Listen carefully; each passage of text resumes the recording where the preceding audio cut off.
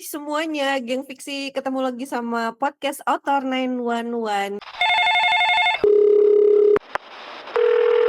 Hello Author 911. Better together.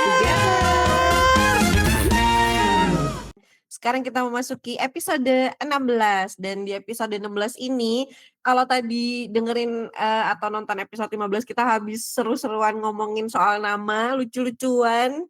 Sekarang kita bahasnya agak serius ya, geng fiksi. Kita sekarang mau ngomongin soal teori nulis nih. Topik kita pada hari ini adalah tentang pertimbangan para penulis dalam memilih POV atau point of view ketika menulis sebuah naskah. Oke, tapi sebelum kita masuk ke topik itu, kita mau kenalan dulu nih. Siapa tahu ada yang baru nonton kami di episode 16 ini. Ada aku, Lia Nurida. Kalau kalian suka baca buku yang atau baca cerita yang penuh petualangan seru remaja, kalian bisa baca naskahku atau cerita-ceritaku. Aflara, silakan.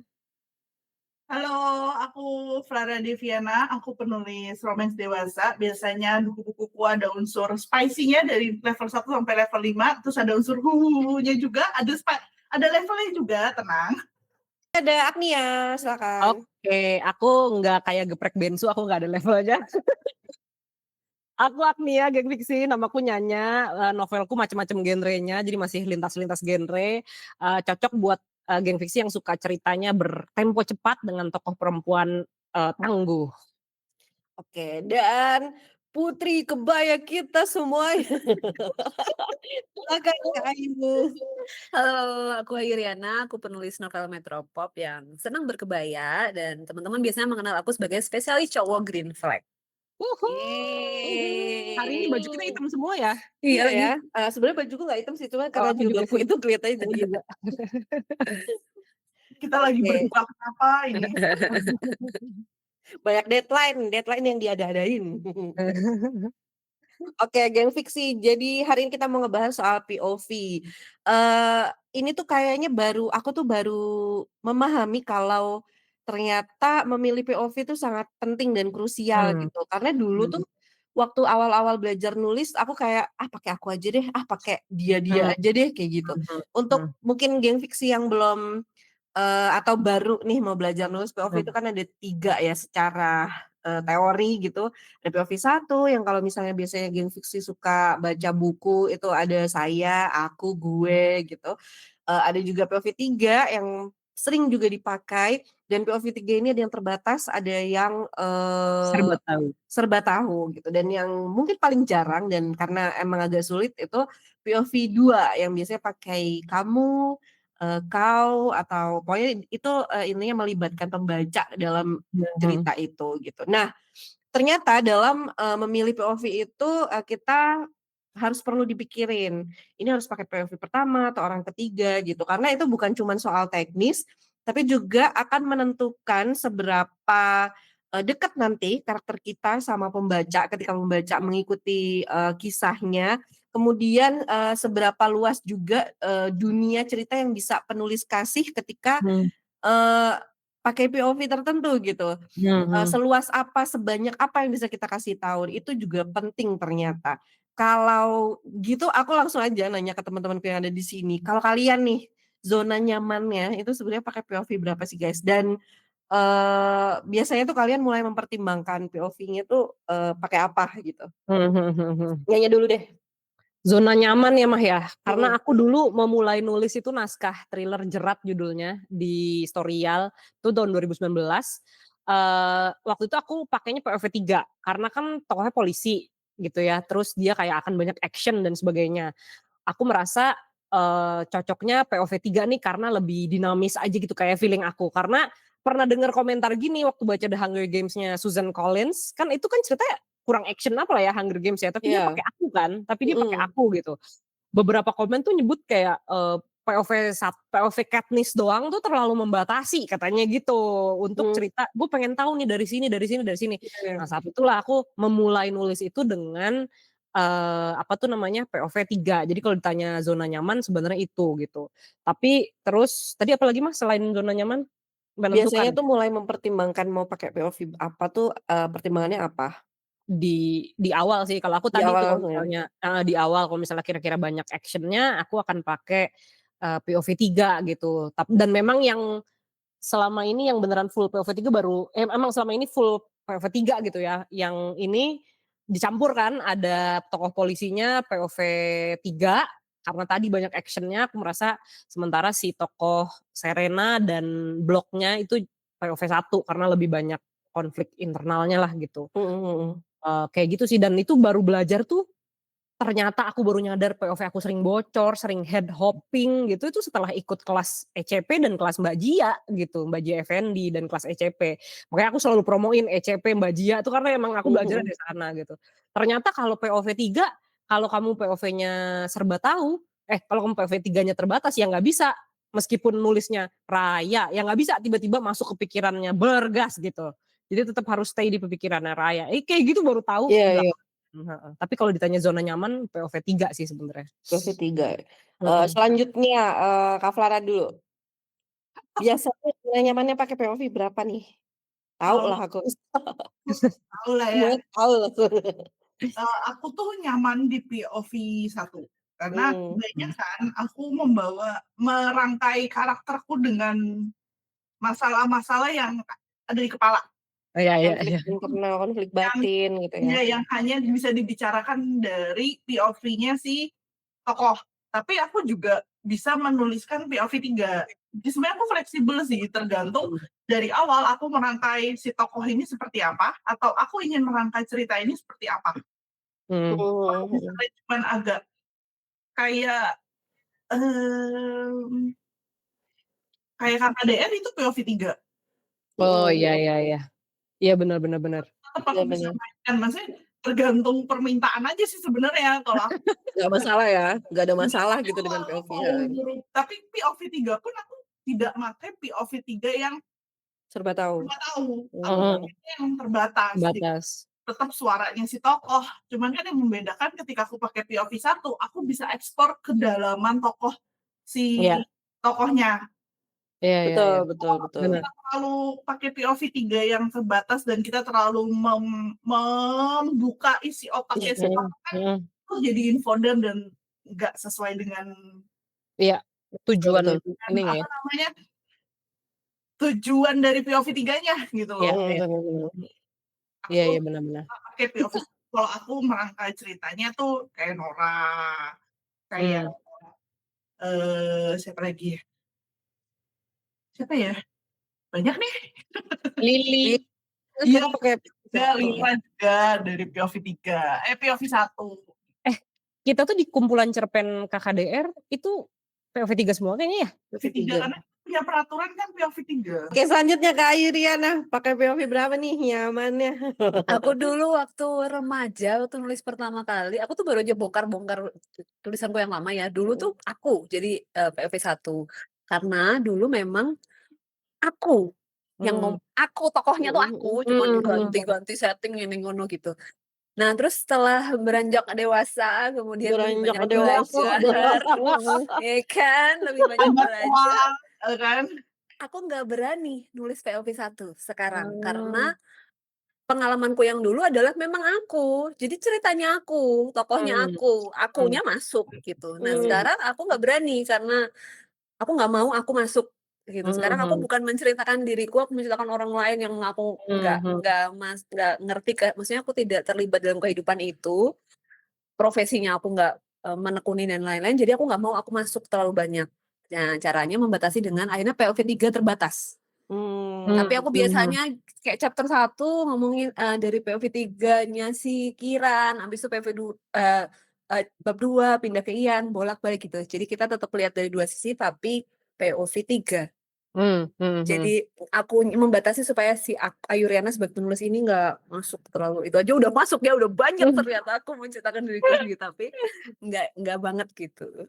Nggak yang langsung masih bisa Jadi berlindung di bukan balik ceritaku gitu, narator Kak, gitu ya, heeh, jadi Iya bukan jadi iya. ceritaku narator gitu, bukan heeh ceritaku, heeh. iya iya iya. Kalau aku sendiri tuh, iya sama dulu awal-awal tuh kalau nulis pakai aku kayak gitu. Terus, tapi setelah banyak belajar ternyata buat aku nulis pakai POV 1 tuh susah. Mhm. Kalau dulu tuh pas di novel pertama novel kedua Karena nulisnya nggak banyak mikir ya, belum banyak teori Mhm. yang masuk kepala gitu. Iya, Jadi kayak bener. aku. Setelah aku baca sekarang sebenarnya ngalir-ngalir aja, mungkin karena waktu Mmm, itu nggak banyak mikir, jadi memang mhm, kerasa nulisnya tuh, eee, ngalir karena ya itu aku, walaupun belepotan sana sini tapi kayak mmm, kerasa gitu, ngalirnya ketika pakai aku. Tapi pas udah ke sini, aku inget ada 2 naskah yang mandek gara-gara aku pakai POV 1 gitu, entah aku ah, salah, aku juga masih terus belajar sampai sekarang soal POV ini gitu, karena ternyata nggak semua cerita tuh cocok pakai POV ini, itu, gitu mhm kan. mhm. Nah, 2 ceritaku yang mandek ini tuh ternyata, nggak tahu ya, aku ngerasa kayaknya emang harusnya dari awal tuh pakai POV 3 gitu, Mhm kenapa aku mhm pakai POV 1 gitu. Jadi awalnya playful karena pakai aku seru, mhm itu makin ke tengah nggak ketemu sama plotnya gitu, ya mhm, jadi nggak bergerak gitu. Si si, tokoh, romance kan, jadi si tokoh ininya nggak bisa ngapa-ngapain gitu. Oh, kalau kalau pakai POV 1 harusnya ganti-gantian atau misalnya ada mhm mhm. bagian-bagiannya sendiri gitu. Ya akhirnya 2 naskah itu belum dilanjutin lagi, nanti kayaknya harus ngerombak lagi apa gimana gitu. Jadi masih tersimpan aja tuh Mah, 2 Masih naskah itu? aman aja gitu, kalaupun misalnya nanti mau dilanjutin kayaknya, mmm, Ganti? ya harus diubah lah, entah POV 3 entah ya memang harus kayak Kafla gitu kan, cowok ceweknya gantian gitu, jadi biar Mmm, semuanya keluar gitu. Tapi, karena belakangan sering nulis yang, genrenya remaja, aku lebih suka POV 3, ini serbat tahu gitu. Walaupun pernah dikasih tahu sih kalau misteri itu bagusnya terbatas aja gitu, tapi aku nggak merasa, "Enggak ah, harus sih," tapi ya aku Mas, aku pengennya semua tahu aja. Margo juga serba tahu, karena aku ngerasa remaja kayak lebih lebih cepet tahu Iya, kan, mereka tuh tak tak tak tak gitu, lebih bener. dinamis gitu, jadi Iya, emang cocok aku merasa serba tahu gitu. Kamis pindah-pindah ke mana-mana kayak lincah gitu kan. Jadi Iya aku rasa iya, kalau kalau nulis novel misteri itu bagusnya, serba tahu terbatas aja. Jadi mmm, biar nggak ada celah untuk bocor atau apa segala macem gitu. Mungkin sih gitu, mungkin mungkin aku akan mencoba nanti gitu, nulis misteri yang bener-bener terbatas. Tapi sejauh ini aku ngerasa serba tahu itu, membebaskan iya aku lebih banyak untuk naruh scene A, B, C, D, iya, atau bener naruh bener. red herring segala macem. Aku mau nambahin mumpung Kakak juga mengingat. Jadi kalau Heeh, misalnya mau ambil POV 1, eee, POV 1 romance, Mhm cuman 1 orang, mhm. usahain plot-nya jangan kompleks. bener Ah, sekali. mhm mhm mhm. Jadi POV 1 yang bener-bener suara dari si tokoh utama itu bekerja dengan baik ketika ceritanya tidak Nggak kompleks. kompleks ya? Bener, jadi konflik batin dia aja, ya. Jadi menceritakan, ya emang journey-nya dia nih Mhm apa yang Iya mhm. iya iya iya. gitu loh, bukan Iya iya, tokoh-tokoh yang lain tuh cuman sebagai penggerak mesin ceritanya yang nemenin dia untuk mencapai, eee, tujuannya dia. tujuannya Tujuannya dia, dia. bener Oke, Jadi bener. dan nice Not advice. tidak apa, tidak tebel gitu loh, benar, Iya iya iya. yang bukan buku tebel lah, maksudnya buku yang Mmm, tipis seperti kayak ini buku-bukunya Nui itu juga ya, ini kan, seperti banyak ini POV ya, 1. iya, POV 1 bener. POV Nui juga ya, maksudnya kan kompleksnya problemnya tuh di dia gitu loh, Iya Heeh, iya iya. betul dia betul betul, bukan ada unsur yang lain. bener, Jadi kenapa tidak bergerak karena kemungkinan besar adalah masalah masalah dari si cowoknya juga sebenarnya cowok yang bawa bagasi, kita mhm, harus ngeliat ke bagasinya. Mhm bener sekali. Nah, gara-gara ilmu-ilmu yang kayak gitu tadi tuh, jadi akhirnya tuh, kerasa gitu bahwa nentuin POV itu bahkan dari pas kita ngeset awal plotnya. Bahkan ketika kita munculin karakter-karakternya gitu. Dan itu dulu mhm dulu tuh nggak kepikiran sampai ke sana, bahkan sampai nulis sampai sekarang itu masih harus bener-bener dipikirin banget. Kayak kemarin kita mau nulis mulai Romance Malfunction itu kan, ada yang mau pakai POV 1, Nyanya dan Kafla, terus aku juga sempet bimbang POV 1 bisa nggak ya, kayak gitu. Kak Ayu juga, "Nggak apa-apa kali ya kita POV 3," kayak gitu. Nah itu ngapain buka-buka second home tuh satu orang? lagi ngecek lagi ngecek. Lagi ngecek. Gitu guys. Jadi geng fiksi ya memang terdengar sulit, tapi kalau, selain advice dari teman-teman author 911 tadi, satu yang paling penting sebenarnya kamu mulai nulis dulu aja gitu, itu nanti tuh akan berjalan, kita akan sambil belajar tuh sambil sambil nulis, sambil belajar, sambil nanti bisa lama-lama tahu gitu. Kalau sekarang dipikirin dulu teorinya, nggak nulis-nulis nanti. Iya betul, Nah, Iya, betul. betul. Setuju, setuju, setuju. pertanyaan selanjutnya nih buat teman-temanku yang ada di sini, pernah nggak mencoba, POV yang sebenarnya nggak kamu banget di sebuah proyek gitu misalnya, eee, mungkin mungkin nih misalnya kemarin pas KKDR kita kan pakai POV 3 gitu misalnya, sebenarnya aduh Mhm. ini harus POV 1 tapi ya udahlah POV 3 aja kayak gitu atau gimana? Pernah ada semacam itu, Kak Vla? Nggak ada. Kenapa tadi Iya kamu tadi dia udah jawab fleksibel gitu kalau Sesuai pesanan.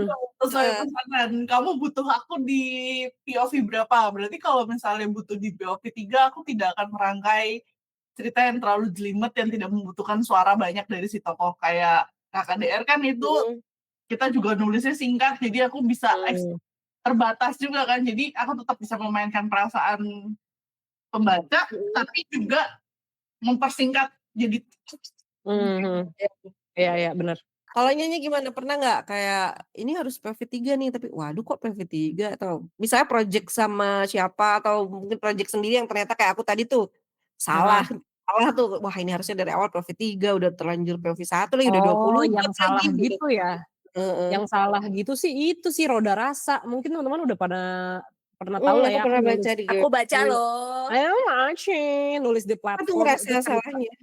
pengalamanku touring di Sulawesi gitu kan. Itu kan, karena aku nyamannya POV 3 dari dulu, aku pakainya itu POV 3 terbatas kan, tokohnya Elma namanya. Itu pakai POV 3 terbatas si Elma, cuma beberapa pembaca sih sudah menikmati itu gitu. Cuma pas aku kasih ke Mbak Jia, yang bener-bener ditanganin editor profesional pertama kalinya gitu, Mbak Jia malah nyaranin, "Ini kayaknya bagusan POV 1 deh Nya," kata dia. Mmm, Karena, ya cerita bergulir dari matanya Elma semua, mendingan pakai satu aja biar sekalian bisa explore emosionalnya dia gitu. Tapi mhm ya itu belum mhm, aku apa-apain lagi, masih ada di platform GWP dalam bentuk sekarang dalam bentuk POV 3 mmm, terbatas gitu. Tapi gitu, untuk aku pertimbangkan banget lah itu kalau saran sama Jia. iya iya. Kalau Kayu, Mhm. ada nggak? Aku belum pernah sih. Kan kemarin sudah hampir nyoba ya kita Iya, kali ya buat Romance heeh, Malfunction ini. Aku tuh udah sempet nyoba sebenarnya nulis, tapi kayak enggak, aku bocor nanti, bocor, enggak aku Mhm, mau. Enggak, aku tidak mau mempertaruhkan, project ini gitu buat coba-coba gitu. Jadi kayak, mhm, tidak. Jadi mhm. belum pernah belum pernah. mencoba. Oke, kalau aku tuh, naskah aku yang Pabesco yang cerita cinta beda sekolah, Apa? Apa judul Pak Besko kepanjangannya apa, Mas? pacaran beda sekolah,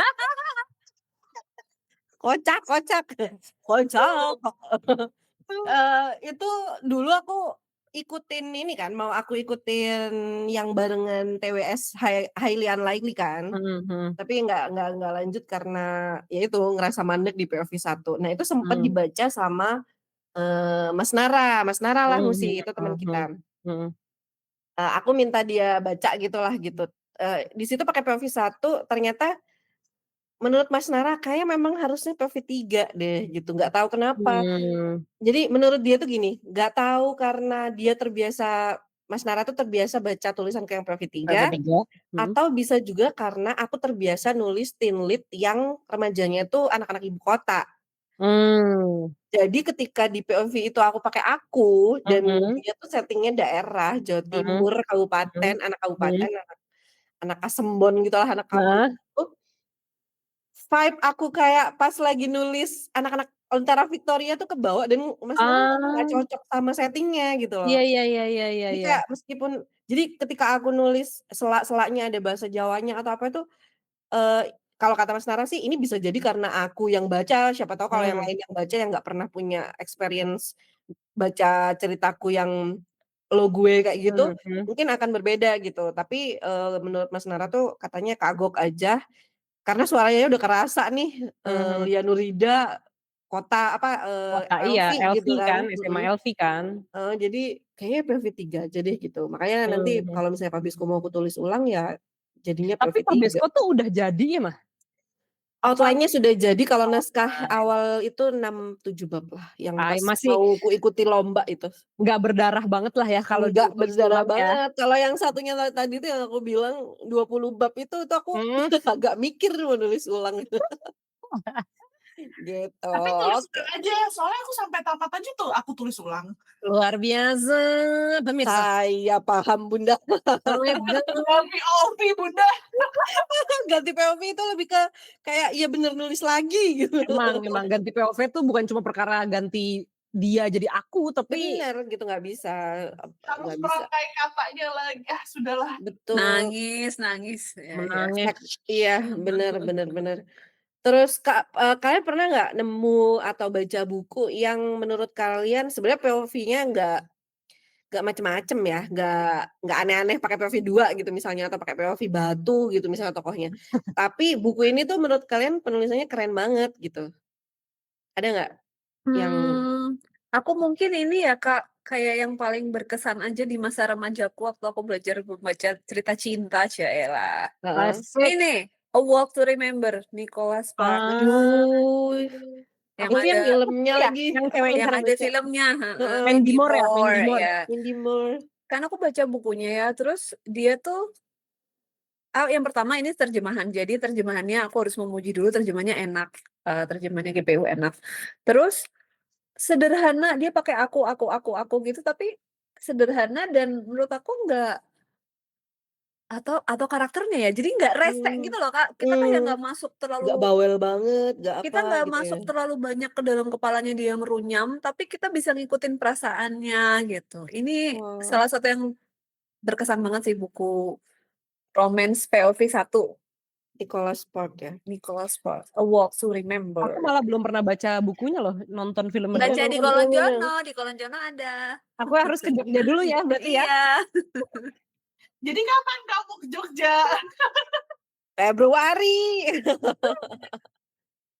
Oke, Oke. ada yang mau nunjukin aku duluan? Nah, Mama boleh. Kayaknya dari yang aku inget ya, mungkin ada yang lebih keren juga, tapi yang aku inget itu adalah ini Holy Mother kalau misalnya ada yang udah pernah baca ya.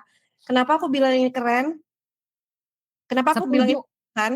Karena sepakat. sebenarnya dia itu apa ya?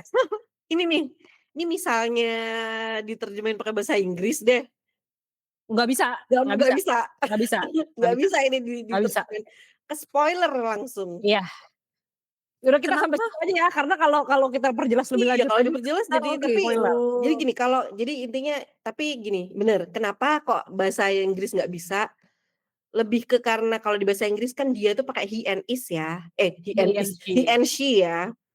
Jadi jadi kita kan langsung tahu siapa siapa, Iya pokoknya villain-nya atau apa karena he and she itu gitu. Sementara kalau pakai bahasa Indonesia, pakai dia gitu. Jadi dia tuh ya bisa siapa jadi aja apa, gitu. gender neutral ya, gender Gender neutral. neutral gitu. Jadi ini kalau diterjemahin bahasa Inggris aku juga nggak bayang sih gimana nerjemahinnya ya biar aman gitu. Kayaknya nggak bisa deh. Gitu. Itu kalau dari Aduh, aku guys. Holy Mother Akashi Rikoko. ketemu. Siapa yang belum nyanyi udah belum ya? Belum ya? Ya. Belum, tapi novelnya kemana ya? Kayaknya dipinjem deh. Confessions, Minato Kanae. Minato Kanai. Oh iya. Itu dia sempat di awal itu pakai POV 2 karena kan gurunya seolah-olah lagi ngomong sama Sama murid-muridnya, murid. bener nggak sih, Mah? Bener. Iya yang Ya. ini kan bagi-bagi susu. Iya, di awal buku. Itu buku thriller, judulnya Confessions, Iyamisu genrenya, yang nulis Minato Kanae. Dia dari beberapa POV ada guru, ada murid, ada lalala gitulah. Nah, yang pas guru itu di awal kita kayak lagi baca Eee, ini, guru lagi ngomong sama muridnya, jadi misalnya kita seolah murid aja gitu, jadi kayak, "Kalian sudah selesai minum susunya, silakan letakkan di kotak ini ya. Nah sekarang jadi kayak emang kita lagi dengerin instruksi guru Mhm. gitu. Nah, itu POV 2 kan sebenarnya ya, Mhm. menarik gitu. Tapi bukunya lagi dipinjam sama kakakku jadi aku nggak bisa nunjukin. Itu sih mirip lah ya sama Jepang berarti emang agak Iya, suka lucu-lucu ya. mereka ngambil sudut pandang ini bukan cuman sekedar sudut pandang pakai aku, saya, atau dia, tapi sudut pandang tokoh yang Iya, gimana sih dia mainin si tokohnya ini biar mhm, ngegocek atau apa, mhm, kayak gitu. betul betul betul. Kafla, buku apa nih? Aku penasaran. Kak Ruth, bukunya Kak Harus. Ruth. Aku belum baca tapi itu. Itu Tokyo dan Perayaan ya? Iya, ini tipis, Heeh. lebih banyak narasi, dialognya cuman kayak kalau ceritanya film, ini adalah Mhm, contoh film sunyi. Pangku Oh. Pangku. Iya, film sunyi. Jadi kayak cuman Mhm. menggambarkan narasi isi kepala si tokoh, dialognya Mhm. dialognya juga nggak panjang, tapi sekali bacot langsung, tapi tipis. Oke, itu yang tadi Kak Afla bilang ya? Dia aku atau Tuh, aku ya? aku tapi pakai sudut pandang 2 orang, si ceweknya. Oh. Oke. Oke deh, wah buku keren-keren semua. Jadi, oke geng fiksi kalian bisa belajar mungkin ya dari buku-buku rekomendasi kami berempat untuk belajar narik POV, ngambil sudut pandang si tokoh-tokohnya buat ngikutin kisahnya kayak gitu-gitu dari buku-buku yang kami rekomendasikan. Oke, geng Yep. fiksi karena udah mau 30 menit nih, jadi pertanyaan juga kayaknya udah pada aku lempar semua ke teman-teman. Dan aku recap sedikit ya. Jadi memilih POV itu adalah sebuah keputusan yang sangat penting untuk menentukan bagaimana cara seorang penulis memberikan Benar. pendekatan kisah-kisahnya pada para pembaca gitu dan seberapa luas dunia si tokoh ini bisa disajikan sama si penulis gitu. Jadi dengan memahami kekuatan atau misalnya keterbatasan tiap POV yang mau kita pilih itu kita bisa lebih efektif untuk menulis ceritanya gitu geng fiksi. Jadi Sepakat. kalau misalnya kalian punya pengalaman seru dalam menulis dan salah POV dan lain-lain bisa tulis di kolom komentar ya. Dan jangan lupa like and subscribe YouTube Author 911 karena ke depan kami akan masih banyak lagi pembahasan yang seru. Siap guys? Author 911 Better Together. together. Dadah, sampai jumpa. Dah. Bye.